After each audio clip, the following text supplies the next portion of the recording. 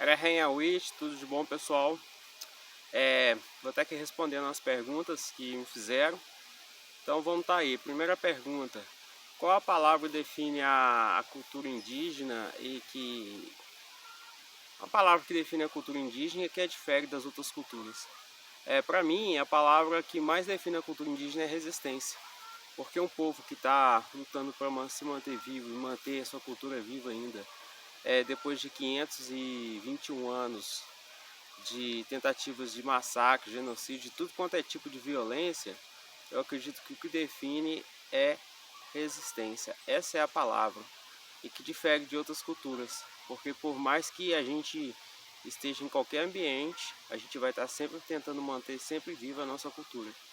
Então é isso, resistência é o que define a palavra, né?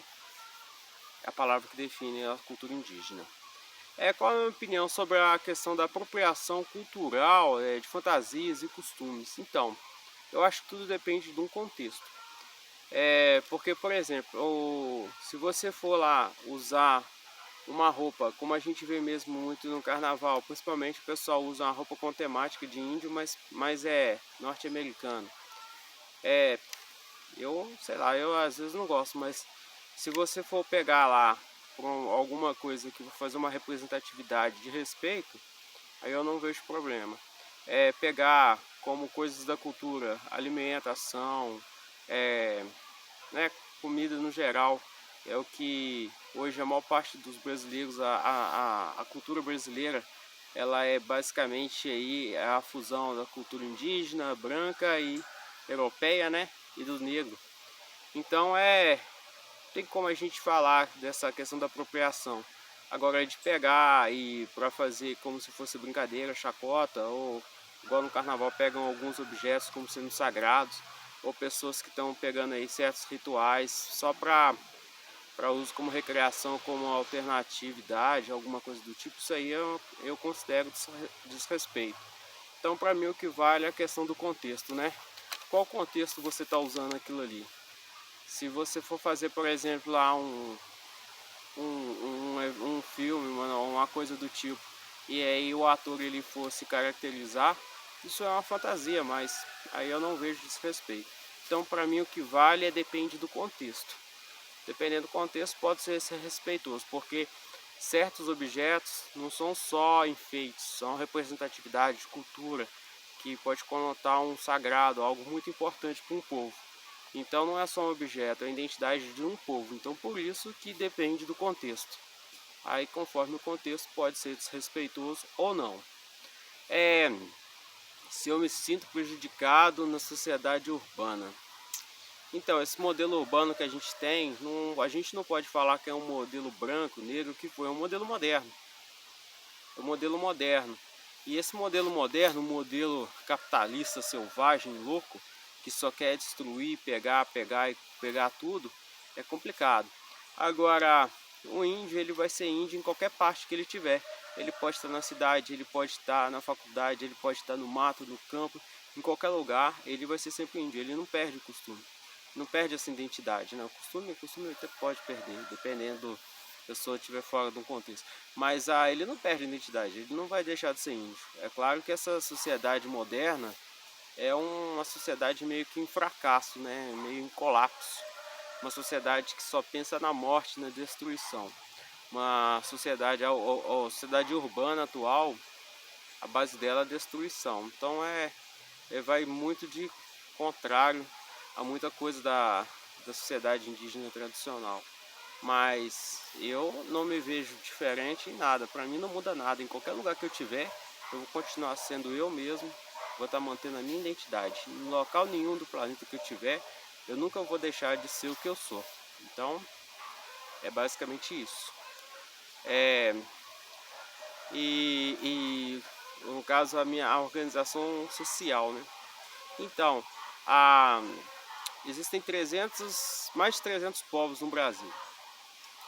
Então cada povo tem sua forma de pensar, sua organização.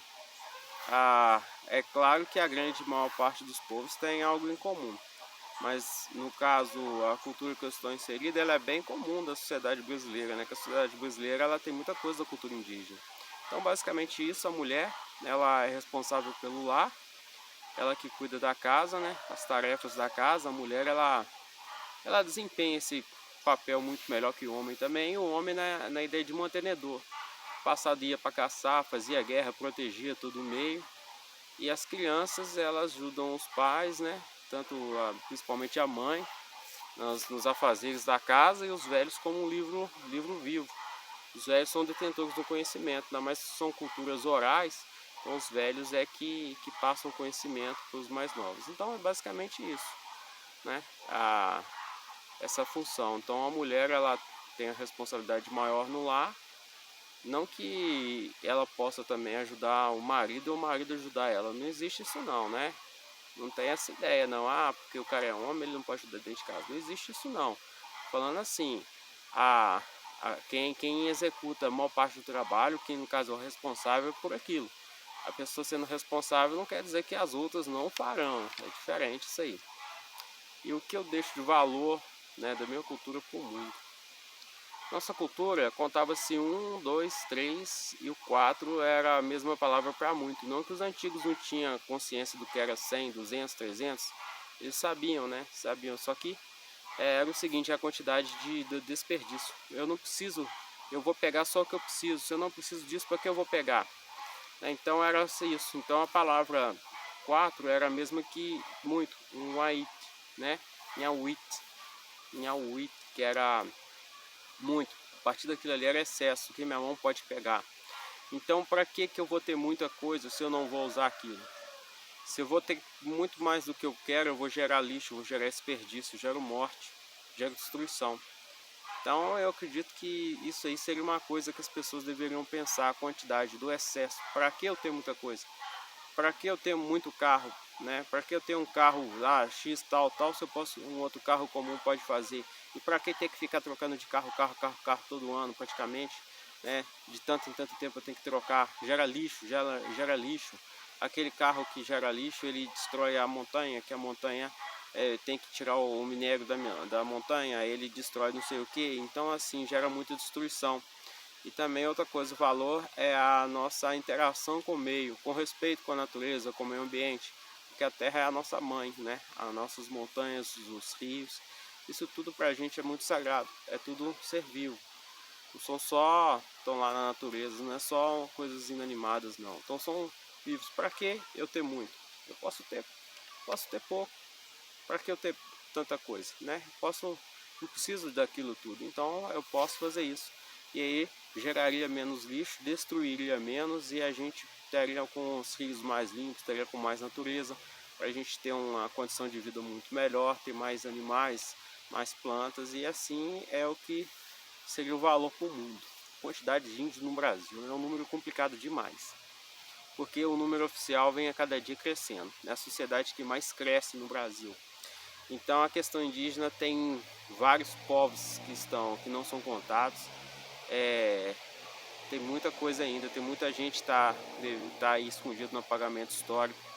Então é um número complicado demais, porque a gente falar um número X é muito complicado. Existem povos ainda que eram considerados extintos e estão aí no chão no processo de ressurgimento. Eles nunca deixaram de existir, só não eram contados. A mesma questão que muita gente que é índio e ainda não fala que é índio, fala que é só um descendente de índio, está na questão do apagamento histórico.